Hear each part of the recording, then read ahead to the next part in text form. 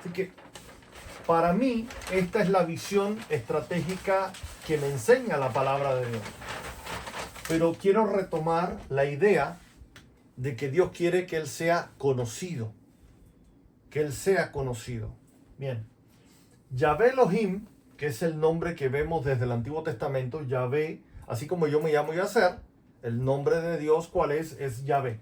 Ese nombre se aplica tanto para el Padre, para el Hijo, como para el Espíritu Santo.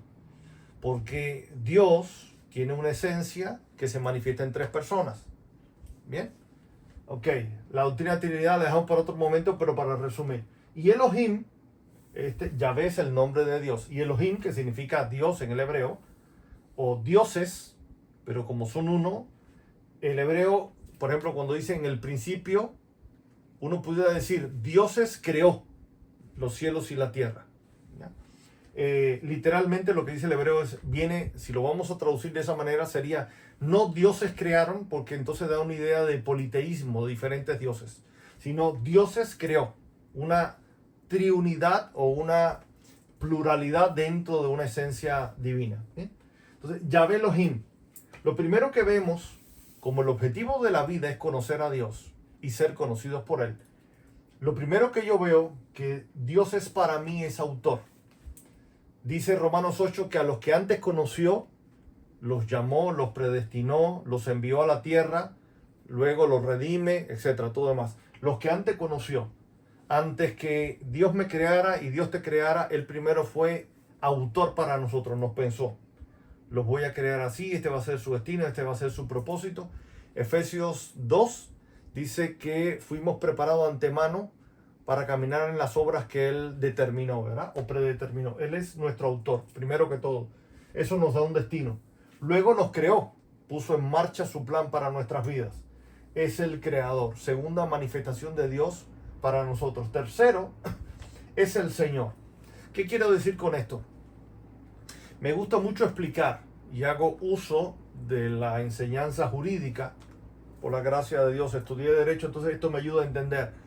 Nosotros sabemos, sobre todo en un contexto legal de reinos, de países cuya forma de gobierno son reinos clásicos, no los modernos, los clásicos, que precisamente la característica de un rey es que el rey no solamente es el dueño de todo lo que hay en su país, en su reino, sino que también es el dueño de las personas. Esto es lo que la Biblia enseña. Cuando la Biblia enseña que Dios es el Señor, significa que Él es el dueño de todo, los cielos y la tierra, pero también de las personas. Salmo 24, si no recuerdo mal, dice, de Jehová es la tierra y su plenitud, el mundo y los que en él habitan. Salmo 110 dice, porque Él nos creó y no nosotros a nosotros mismos. ¿Sí? Por eso, cuando el Señor Jesucristo dice, un segundito,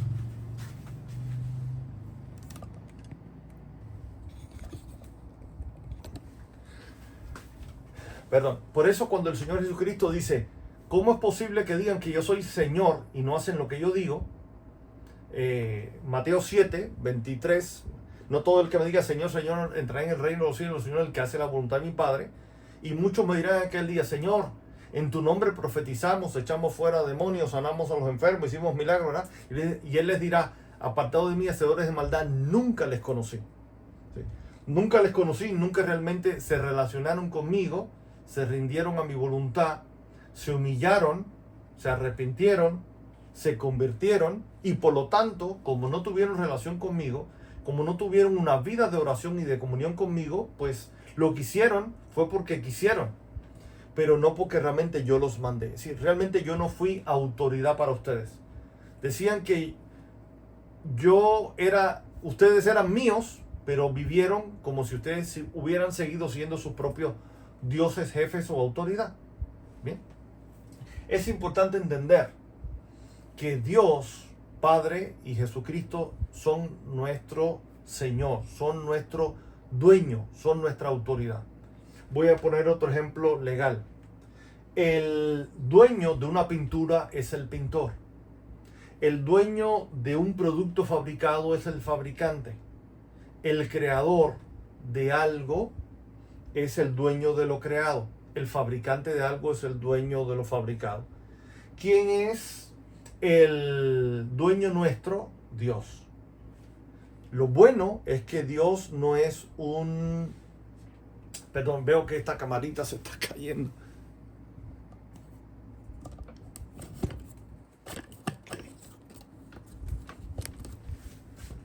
Okay. Lo bueno es que Dios no es un espíritu malvado. Dios es bueno, Dios es santo. La palabra nos enseña que su voluntad es buena, agradable y perfecta. Así que estar bajo el señorío, la propiedad de Dios es lo mejor que nos puede pasar. Y lo peor que podemos hacer es querer perseverar en un estilo de vida independiente o de rebelión contra Dios. Porque Dios es bueno y quiere lo mejor para nosotros. Aunque a veces no entendamos lo que Él está haciendo o lo que Él espera de nosotros.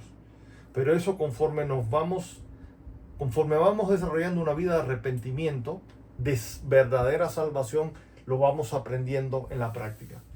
Así que si Dios es nuestro autor y luego nos creó, es nuestro creador, y como es el creador, pues obviamente es nuestro propietario. Y todo propietario es el dueño o autoridad de lo creado. Eso hace que Él sea nuestro gobernante, nuestro Elohim. Aquí conectamos con la palabra Elohim, los poderosos que gobiernan, nuestro gobernante. Porque obviamente el propietario de algo es el que determina para qué se va a usar lo creado. Él es nuestro gobernante. La palabra pastor para mí tiene el mismo significado. Bíblicamente, Jehová es mi pastor, Jehová es mi gobernante. Es el que me guía, no solamente el que me cuida, es también el que me guía. De hecho, la palabra, cuando en el Nuevo Testamento habla de que Él es nuestro maestro, también tiene que ver con esto. No es el maestro de escuela que me enseña 2 por 2 es 4, es el maestro que me enseña por dónde tengo que caminar en la vida. Así que gobernante, pastor, maestro tienen, a mi modo de ver, el mismo significado. Dios, Padre, Hijo, Espíritu Santo son nuestro autor, nuestro creador, nuestro Señor, propietario, máxima autoridad, y por lo tanto nos gobiernan, nos pastorean, nos muestran el camino. ¿Ya? Pero como todos hemos pecado y fuimos destituidos de la gloria de Dios, en algún momento tiene que manifestarse la salvación para nosotros. Cuando el día en que el Espíritu Santo nos llama y nos convence de manera directa, en sueños, en un éxtasis o a través de la predicación o el evangelismo de otra persona, que necesitamos arrepentirnos de nuestros pecados. No solamente de los pecados que hicimos, arrepentirnos de nuestra vida de pecado. Me refiero a la rebelión, a querer ser independientes de Dios, a querer ser nuestro propio Dios o autoridad. Eso es lo más grave y es lo principal de lo que debemos arrepentirnos. Padre, ya no quiero guiar yo mi vida, ya no quiero hacer yo mi voluntad. Me he hecho mucho daño y he hecho mucho daño a otros, aunque no lo parezcan. Aunque para la gente yo sea humanamente bueno, de acuerdo a los códigos humanos, entiendo que he sido un rebelde delante de ti. Ayúdame. Ayúdame a arrepentirme, ayúdame a cambiar mi manera de pensar, de ver, y a partir de ahora quiero ser como una oveja que se deja guiar por el pastor. Ese es un verdadero arrepentimiento, una verdadera conversión. Ahí es donde empezamos a conocer a Dios como Salvador. Pero dice Romanos 10, si alguno confiesa a Jesús como Señor, continúa el versículo, dice, entonces será salvo. Lo que hace que la salvación venga a nuestra vida es cuando ya aceptamos el señorío de Cristo. Lo que nos hace salvo no es confesar a Jesús como Salvador, es confesar a Jesús como Señor. Y no solamente confesar de palabras, sino que nuestra vida sea una confesión práctica de que Él es el que nos está guiando, de que Él es nuestra autoridad y es nuestro gobernante, el que nos gobierna, el que nos pastorea, el maestro que nos enseña por dónde debemos caminar. Ahí es donde se manifiesta la verdadera salvación o la verdadera redención. Por lo tanto, otra faceta de la manifestación de Dios en nuestra vida es que Él es nuestro Salvador o nuestro Redentor o nuestro sumo sacerdote. Todo eso tiene que ver con salvación. Salvador, Redentor, sacerdote. Él es nuestra ofrenda. Una vez que venimos a salvación a través del arrepentimiento por la gracia de Dios que es en Cristo Jesús, empezamos a conocer a Dios como Padre. Porque la genética de Dios empieza a ser otra vez formada en nosotros. ¿Ya? Es cuando, como dice Gálatas 4, hijitos míos, por quienes vuelvo a sufrir dolores de parto hasta que Cristo sea formado en vosotros. Así como yo veo que cuando Dios Hijo nació en la tierra, fue engendrado por el Padre, su espíritu fue traído por el Espíritu Santo desde lugares espirituales y lo metieron en una celulita en el cuerpo de María. Él nació como hombre, 100% hombre, pero su espíritu es el espíritu eterno del Hijo. Pero como hombre tuvo que crecer en gracia delante de Dios, delante de los hombres, tuvo que crecer en sabiduría en su alma y en estatura en su cuerpo. Y Hebreos nos enseña que él tuvo que aprender la obediencia. A mí me gusta poner este ejemplo. Es como cuando tú agarras un disco duro y el disco duro está vacío, no tiene información. Jesús nació y su disco duro estaba vacío. Nosotros por causa del pecado nacemos y ya dentro del disco duro ahí viene un virus. Ya está con virus, ya está afectado la información genética que traemos. Sin embargo, él no. Él nació sin pecado y nunca pecó.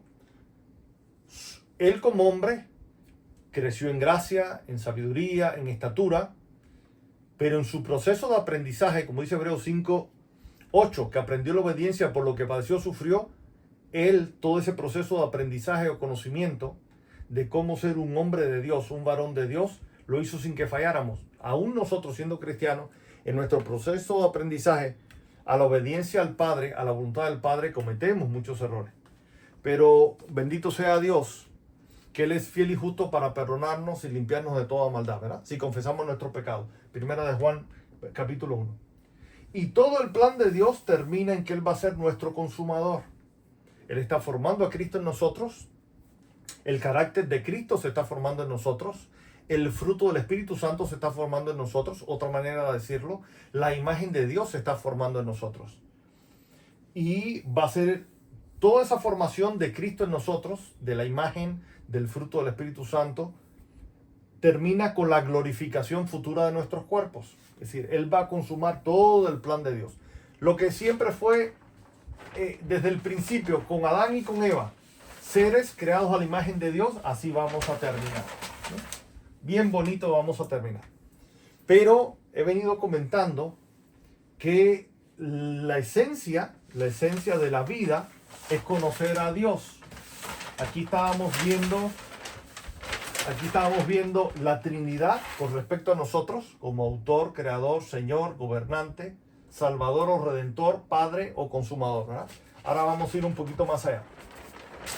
A mi modo de ver, ¿de qué trata la vida? Bueno, para conocer al Padre tenemos que conocer al Hijo. ¿Bien?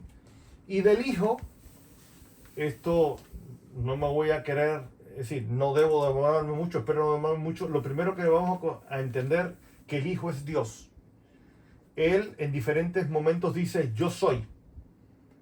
Esto lo vemos en el Nuevo Testamento, escrito en griego. Desafortunadamente, por decirlo así, el Nuevo Testamento fue escrito en griego. Si hubiera sido escrito en hebreo, ahí las palabras hubieran sido Yahvé, ¿no? Literalmente, yo soy. Lo mismo que Dios declaró en Éxodo 3 cuando se revela a Moisés, yo soy el que soy o yo soy. Estas mismas palabras son las que a través del griego Jesús declara varias veces y quedan recogidas en los evangelios, especialmente en el Evangelio de Juan. Entonces, lo primero es que Dios es divino. Es Dios, Él es divino, es la segunda persona de la divinidad. Lo vemos entonces como hijo de Dios y como hijo del hombre. 100% Dios, 100% hombre.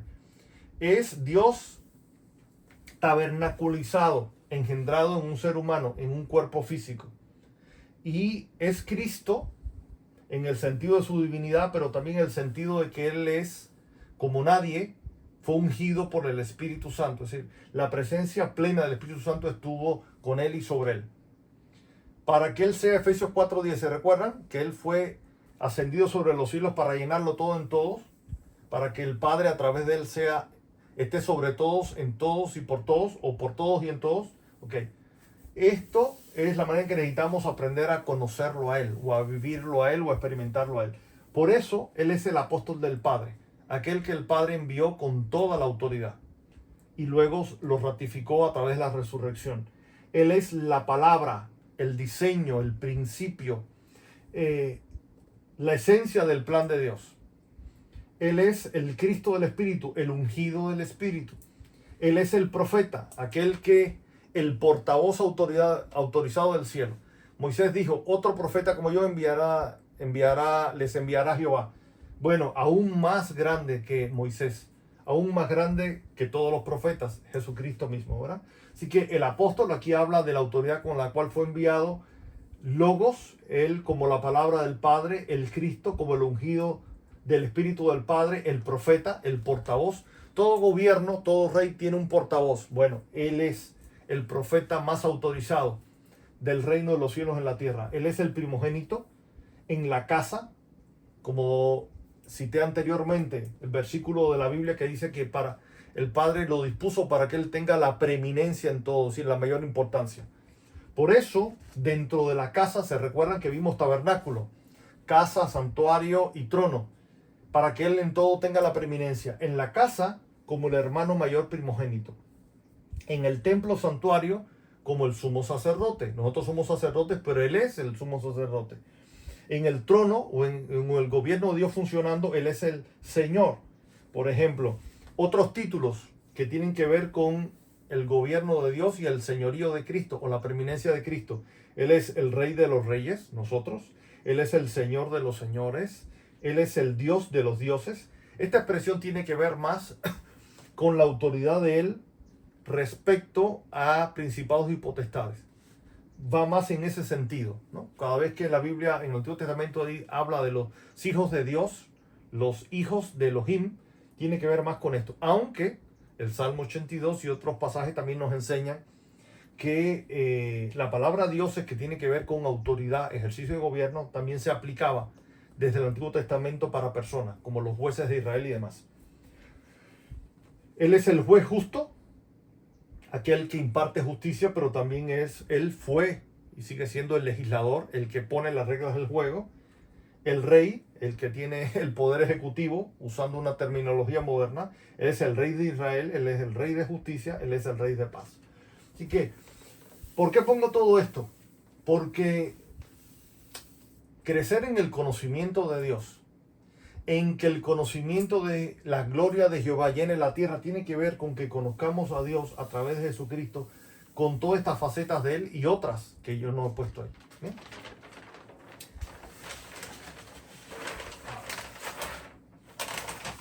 Conocer a Dios tiene que ver mucho con experimentar al Espíritu Santo, la tercera persona de la divinidad. La palabra nos enseña que Él es el Espíritu de Jehová, es el Espíritu de la divinidad. Ya vimos, Jehová es el nombre de Dios, ¿no? Él es el Espíritu de Dios. Misma verdad, dicha de otra manera. Jehová es el nombre, Dios es el título. Es la tercera persona de la divinidad. Él es el Espíritu del Padre, otra manera que se habla del Espíritu Santo en la Biblia. Él es el Espíritu del Padre, Él es el Espíritu del Hijo, Él es el Espíritu de Cristo. Todas son diferentes maneras de mencionar al Espíritu Santo en la Biblia. Un segundito.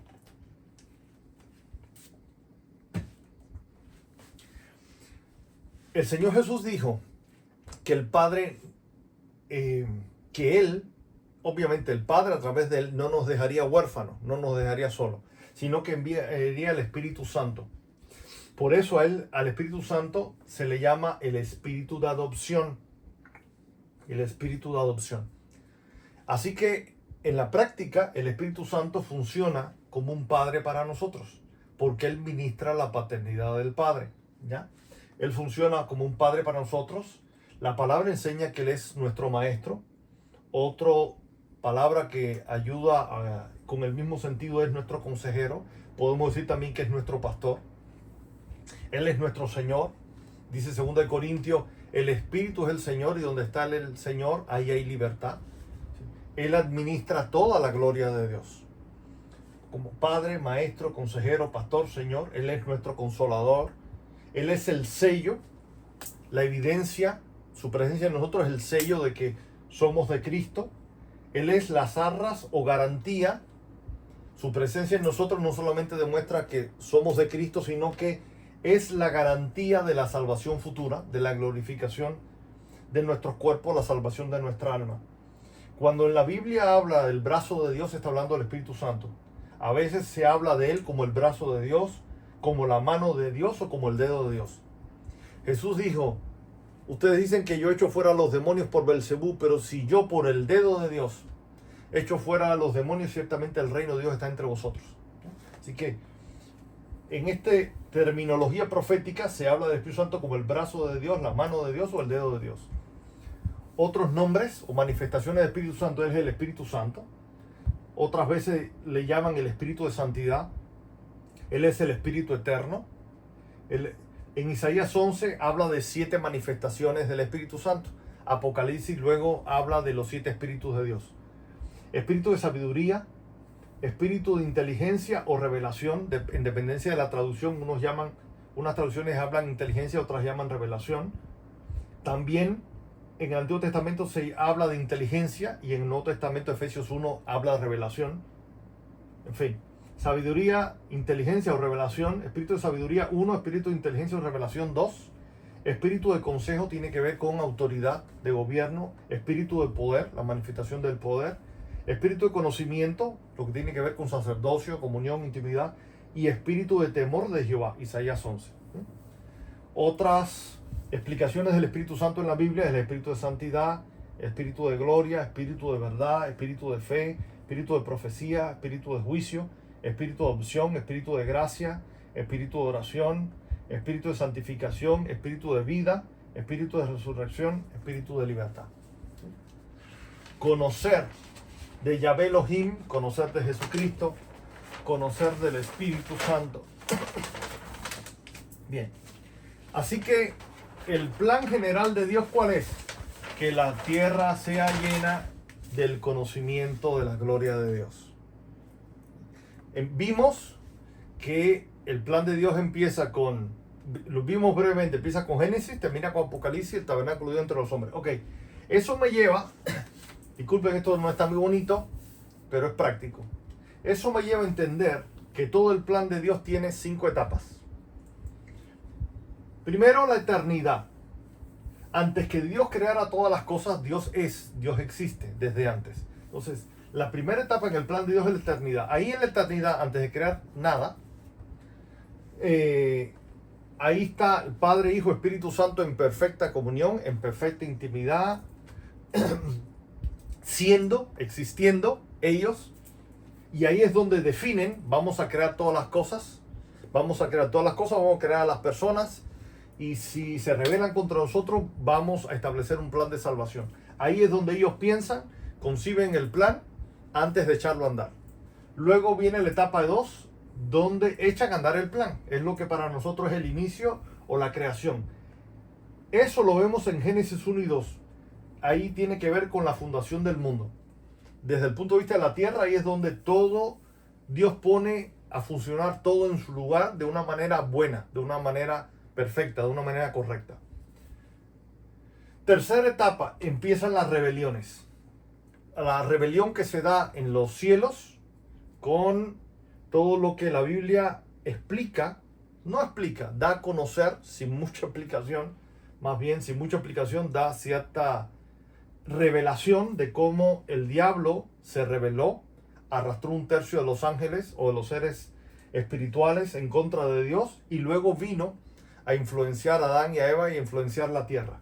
Entonces, la etapa 3 es las rebeliones en lugares celestiales del diablo y 1/3 de los seres espirituales y luego de la humanidad. Y automáticamente con la rebelión viene la caída, tanto de los seres espirituales como Adán y Eva, la caída de la presencia de Dios. Y a partir de ahí empieza la etapa 4 de lo que yo llamo los procesos de restauración o restauraciones. Desde Génesis 3:15, cuando Dios empieza a intervenir y empieza a declarar o a decretar respecto a Eva, respecto a Adán, respecto a la serpiente, y el resumen es: yo voy a hacer que la simiente de la mujer aplaste la cabeza de la serpiente. En otras palabras, vendrá algún día un ser humano que va a quitarle la autoridad al diablo y a través de él voy a emitir un juicio, una sentencia de victoria sobre el diablo. Desde Génesis 3:15 hasta Apocalipsis, toda la Biblia tiene que ver, la mayor parte de la Biblia tiene que ver con los procesos de restauración del reino de Dios en la tierra. Tiene que ver con los procesos de restauración de la gloria de Dios en la tierra. Así que a partir de que Adán y Eva salen del huerto del Edén hasta Apocalipsis 20, todo lo que vamos a ver son diferentes etapas, diferentes procesos, diferentes momentos en que lo que Dios está haciendo es restaurar todo paso a paso. Así que, ¿qué paciente es Dios? ¿Para qué? Para restablecer su tabernáculo en la tierra. Porque lo tremendo es que el plan de Dios al final se va a cumplir. El plan siempre fue tener en la tierra hijos. Lucas 3 dice que Adán era hijo de Dios. Así que con su pecado Adán lo que hizo fue corromper su genética. Y al final lo que Dios estableció se va a cumplir. En la tierra Dios va a tener hijos, va a tener una familia que tenga su carácter, su imagen, su semejanza, su ADN, ¿verdad? No que vamos a ser divinos en el sentido de ser dioses eternos, que vamos a recibir adoración. No, eso solo Dios. Pero sí vamos a ser sus hijos. Vamos a tener su carácter, su ADN, su genética, su imagen o el fruto del Espíritu Santo. Diferentes maneras para traducir la misma verdad. Y una vez que todo eso se cumpla, cuando ya el tabernáculo de Dios esté restablecido en la tierra, entonces empieza lo que algunos le llaman la eternidad futura. Ahora sí, el reino de Dios plenamente establecido. Lo que Apocalipsis 21, 3 y 7 le llama el tabernáculo de Dios entre los hombres. Dice el versículo 7, yo seré su Dios y él será mi hijo. Este es el plan de Dios en 5 etapas. La eternidad, cuando Dios decide lo que va a hacer, pero todavía no lo hace. Etapa 2, el inicio, la creación, la fundación del mundo, Génesis 1 y 2. Etapa 3, las rebeliones en el cielo y en la tierra. Y a partir de ahí, de Génesis 3:15 hasta Apocalipsis 20:15, todas las diferentes etapas de restauración. Todo lo que pasó al principio en Génesis, todo lo que pasó en el tiempo de Noé, todo lo que pasó luego con Babel, luego la dispersión de las naciones, luego Dios decide levantar una nación a través de Abraham, Isaac y Jacob, toda la historia de Israel, hasta toda la historia de Israel para preparar la venida del Mesías o del Hijo de Dios, Emmanuel, Jesucristo, Jehová de salvación, toda la restauración a través de la iglesia hasta que lleguemos a el regreso de Cristo y durante esos 1000 años Jesús a preparar todo para que entonces el Padre se logre manifestar y terminemos con el tabernáculo de Dios entre los hombres. Así que el reino de Dios, la creación, los cielos y la tierra, ¿qué es? Realmente el país de Dios. ¿Qué es un país? Un país tiene un territorio, una población, es un lugar donde viven gente y tiene un gobierno. Eso es un país. Entonces, la creación, cuando uno lo ve, en los cielos y en la tierra, al final, ¿qué es? Es el país de Dios. La creación es el país de Dios. Es el reino de Dios. Este país de Dios, o de Yahvé, la Biblia le da diferentes nombres. El reino de Dios. ¿De quién es el país de Dios? ¿Quién es el propietario de ese país? Dios. El reino de Dios. También le llama el reino de los cielos. ¿Por qué? Porque la capital de ese país está en los cielos. ¿Desde dónde gobierna el Padre? Desde los cielos. ¿Desde dónde gobierna ahora el Hijo? Desde los cielos. ¿Desde dónde fue enviado el Espíritu Santo? Desde los cielos. La capital está en los cielos. Por eso este es otro nombre, el reino de los cielos. ¿Ya? Otro nombre para el país de Dios, Israel. ¿Por qué yo puedo decir que Israel es otro nombre que tiene el reino de los cielos? Porque dice en Efesios que ahora somos conciudadanos de Israel, que ahora tenemos la ciudadanía de Israel. Es decir, que ahora, conforme al Nuevo Testamento, si nosotros fuéramos a sacar nuestro pasaporte espiritual, diría Yacer, hijo de Dios por la fe en Jesucristo, ciudadano del reino de Dios, ciudadano del reino de los cielos, ciudadano de Israel, del Israel espiritual. Así que la capital de este reino, ¿cuál es? Jerusalén, a donde La capital de un país, ¿cuál es? Es la ciudad desde donde el rey vive y gobierna. Y deja muy claro que Jesucristo va a regresar a Jerusalén. Por esto tantos conflictos con respecto a Jerusalén, por eso tanto conflicto contra Israel. Porque el diablo, a pesar de todos los errores de Israel, no vamos a entrar en eso ahora, como nación, ellos fueron escogidos y Dios permitió que ellos se rebelaran contra Dios como nación para extender la salvación hacia los gentiles. Y Jesús va a regresar con ellos, con todos, pero va a regresar a Jerusalén, va a poner sus pies sobre el monte de los olivos. Por eso a la restauración de la Jerusalén terrenal se le llama la Nueva Jerusalén, ¿verdad? Es el Edén del principio, esa tabernáculo espiritual que regresa a la tierra, por eso se llama la Nueva Jerusalén. Lo que antes era el huerto del Edén o el huerto del gozo, ahora en términos proféticos se le llama la Nueva Jerusalén. Al final es la misma verdad. Por eso cuando Jesús dice, yo les diré, buen siervo y fiel, en lo poco has sido mucho, en lo poco has sido fiel, en lo mucho te pondré, entra en el gozo de tu Señor. Eso es, entra en el Edén de tu Señor, entra en la presencia de tu Señor.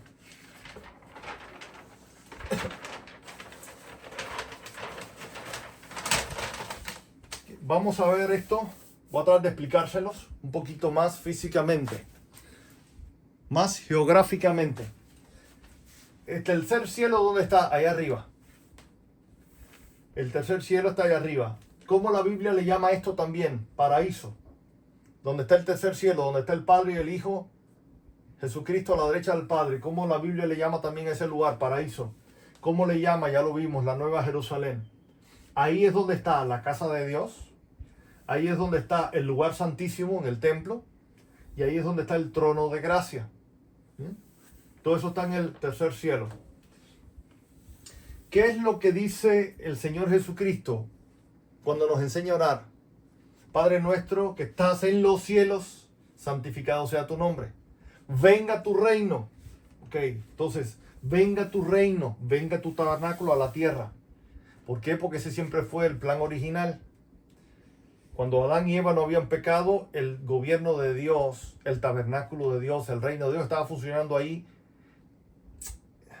en pequeño, por decirlo de alguna manera. Apenas estaba empezando, tenía que ir creciendo. Y el diablo afectó eso. Claro, Dios lo permitió porque formaba parte de su plan. ¿Bien? Pero eso al final se va a terminar consumando o cumpliendo el tabernáculo de Dios en la tierra, el reino de Dios en la tierra. Así que siempre el objetivo ha sido crear en la tierra lo mismo que se vive en el cielo. La misma manifestación del tabernáculo de Dios en los cielos que se manifiesta en la tierra. ¿Ya?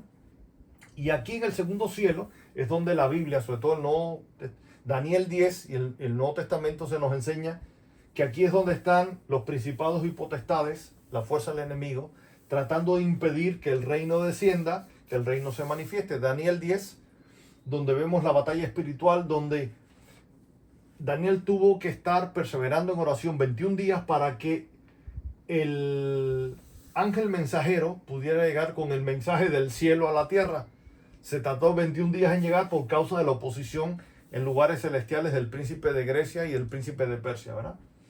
Bien. Cuando Dios crea los cielos y la tierra, ¿qué fue lo que pasó? Génesis 1:2. La tierra estaba desordenada, vacía y en tinieblas. Obviamente ahí hubo una oposición espiritual. Así que otra manera de decir que el reino de Dios se establece es lo contrario. Si el diablo provoca desorden, vacío y tinieblas, ¿qué es lo que trae el reino de Dios? Orden, poder y plenitud. Orden o justicia. Orden, reino o justicia. El poder manifestado de Dios a través del Espíritu Santo y la plenitud o la gloria. Por eso las oraciones nuestras siempre deben ser: venga tu reino, venga tu Espíritu Santo, que se manifieste tu Espíritu Santo, ven Señor Jesús. Y cuando el Señor Jesús esté aquí en la tierra, obviamente vamos a estar orando con Él durante 1000 años. Ven Padre, ven Padre, ven Padre. ¿Ya? La Biblia no lo dice así, pero se entiende. ¿Okay? Así que el Edén fue el primer tabernáculo de Dios en la tierra. Aquí en el Edén, ¿quién estaba? El Espíritu Santo sobre Adán y sobre Eva. Por eso cuando ellos pecaron se vieron desnudos. El Logos, que es Cristo caminando con ellos, todavía no corporizado, pero Cristo caminando con ellos. ¿Por qué digo que es Cristo y no el Padre? Porque en varios lugares de la Biblia dice que al Padre nadie le ha visto, así que obviamente no era el Padre en ese momento, era el Logos o Cristo manifestándose con Adán y con Eva. ¿Quién más estaba en el tabernáculo de Dios? El Espíritu Santo, estaba Cristo, estaba un Cristo, es decir, Adán, un Cristo, un ser humano lleno del Espíritu Santo, no el Cristo, sino un Cristo. Ahí estaba Cristo o el Logos y un Cristo. ¿Qué cosa era Adán? Un Cristo, un hijo de Dios con su imagen y semejanza, lleno del Espíritu Santo, es decir, ungido del Espíritu Santo. Estaba un Cristo. ¿Y qué es la otra persona que estaba en el huerto? La varona o Eva, la esposa. Es decir, que un tabernáculo de Dios tiene la presencia del Espíritu Santo, la presencia del Logos, obviamente el Padre a través del Espíritu y del Hijo, o la palabra, un Cristo y la esposa. Cuando ya el tabernáculo de Dios o la Nueva Jerusalén esté plenamente restablecido conforme a Apocalipsis 21 y 22, ¿qué vamos a encontrarnos? El Padre, el Espíritu, el Hijo como esposo y la esposa que es la iglesia.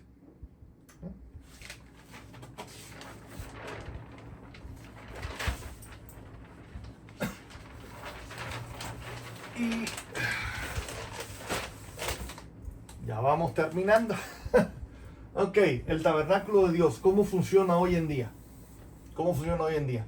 Hechos 2:42 nos enseña que la iglesia, desde el principio, perseveraban en, 1, la doctrina de los apóstoles, 2, en la comunión, 3, en el partimiento del pan y 4, en las oraciones. Así que toda iglesia o todo lugar donde está la familia de Dios, están nosotros como sacerdotes de Dios, nosotros como siervos de Dios, todo lugar donde el tabernáculo de Dios, el reino de Dios se está manifestando, donde Dios se está manifestando a través del Espíritu Santo, conforme a la palabra, a través de sus hijos, ahí, ¿qué es lo que la iglesia está haciendo? 1, perseverando en la doctrina de los apóstoles. Otro nombre para esto, el Evangelio del reino de Dios. Otro nombre, el Evangelio de Jesucristo. O el Evangelio. Tiene que ver con toda la parte doctrinal. ¿Por qué es tan importante esto? Porque si no estamos de acuerdo en la revelación de la verdad de la palabra de Dios, podemos estar predicando, enseñando, viviendo otra verdad, que no es la verdad de Dios y por lo tanto no es la verdadera verdad. ¿Okay? Así que el Evangelio del reino de Dios también tiene que ver con lo que Dios hizo antes, está haciendo hoy y va a hacer en el futuro. Jesucristo, el que era, el que es y el que ha de venir, como diría Apocalipsis, ¿no? Lo que Dios hizo, está haciendo y hará. ¿Sí? Tiene que ver con su regreso. Tiene que ver, punto 1, todo lo que es doctrinal. Punto 2, comunión, en el griego koinonia. Esto es funcionar como iglesia. Funcionar como iglesia significa funcionar como familia de Dios, como hermanos entre nosotros, funcionar como sacerdotes en el templo, funcionar como siervos en la vida diaria, como reyes que sirven en la vida diaria. Comunión. Este funcionamiento tiene que ver con el partimiento del pan, no es solamente tomar Santa Cena en la iglesia. Es compartir de Cristo y a Cristo en nuestras casas, en nuestras congregaciones, en la vida diaria, en nuestros empleos, en nuestros trabajos, en las oficinas, donde trabajemos, lo que hagamos. Partir el pan no es solamente en la congregación, es nuestra vida diaria, compartir de Cristo, llevar gente a Cristo, discipular. Y punto 4, dice que perseveraban las oraciones. Se recuerda que hablamos del tabernáculo de David. ¿Qué es esto? Precisamente una vida de comunión con Dios, una vida sacerdotal. Jesús dijo, mi casa, citando a los profetas del Antiguo Testamento, será llamada casa de oración para las naciones. Así que tener una vida de oración es ser casa de oración. Es pertenecer a una comunidad, a una familia espiritual que sea una casa de oración, un tabernáculo de David. Al final todo esto, yo lo resumo en que los 3 objetivos, que a mi modo de ver resumen nuestra vida. ¿Para qué vivimos? para conocerle, para amarle y para glorificarle, hacer su voluntad. Pero no podemos amar a alguien que no conocemos realmente. No podemos servir a alguien si realmente no conocemos su voz. Porque si yo digo, mañana voy a salir a predicar al hospital, pero Dios no me mandó, no estoy haciendo su voluntad. Por lo tanto, lo primero es conocerle. Conocer su mente, conocer sus pensamientos, conocer su voz, conocer sus instrucciones. Y ahí todos necesitamos ir creciendo, madurando, perfeccionándonos constantemente. Si le conozco, le voy a amar. Sé cómo es, sé cómo piensa, cada vez más, ¿verdad? Y mientras mejor escucho su voz, mejor le voy a servir. Por eso, para mí, el objetivo de la vida de uno es conocer a Dios, amarle y glorificarle, hacer su voluntad principalmente. Pero para poder amarle y glorificarle es conocerle. Por eso volvemos al punto 1.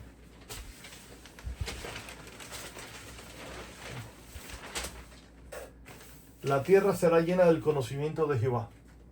La tierra será llena del conocimiento de la gloria de Jehová como las aguas cubren la mar.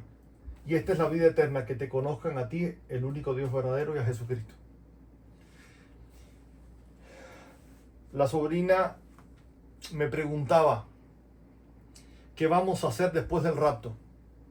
Cuando Jesucristo regrese. Bueno, cuando el tabernáculo de Dios esté en la tierra, Apocalipsis 21, 3 y 7, cuando el tabernáculo de Dios esté plenamente manifestado en la tierra, Él sea nuestro Dios y nosotros seamos sus hijos, las cosas van a funcionar como funcionan en los cielos, las cosas van a funcionar como era en el huerto del Edén al principio, antes que viniera la rebelión del diablo,